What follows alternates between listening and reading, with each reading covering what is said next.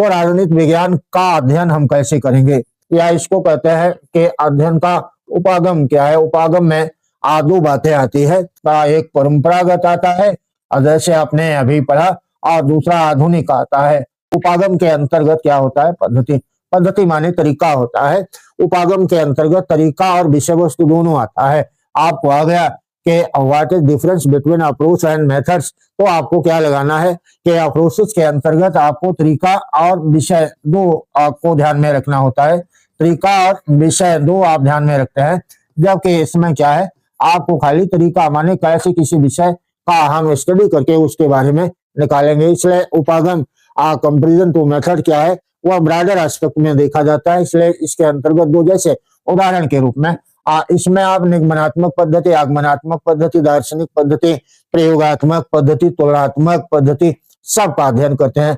जबकि आधुनिक के अंतर्गत आप व्यवहारवादी, उत्तर व्यवहारवादी एवं अन्य उपागमों का अध्ययन करते हैं, जिसमें एक पद्धति को हम निगमनात्मक पद्धति कहा जाता है।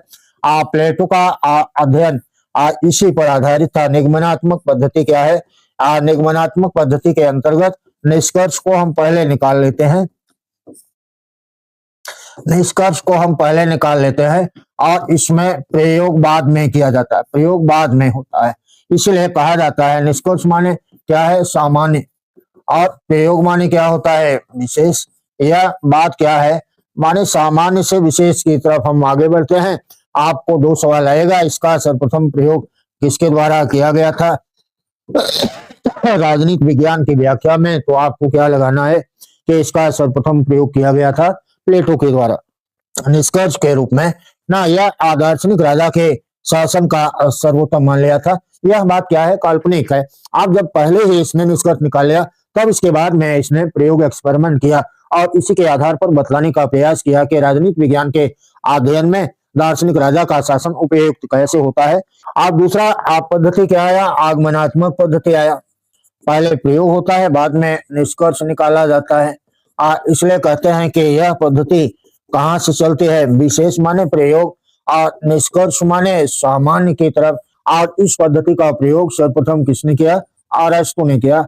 इस पद्धति को क्या कहा जाता है, इसको वैज्ञानिक पद्धति भी कहते हैं, कहा जाता है कि यह साइंटिफिक मेथड है।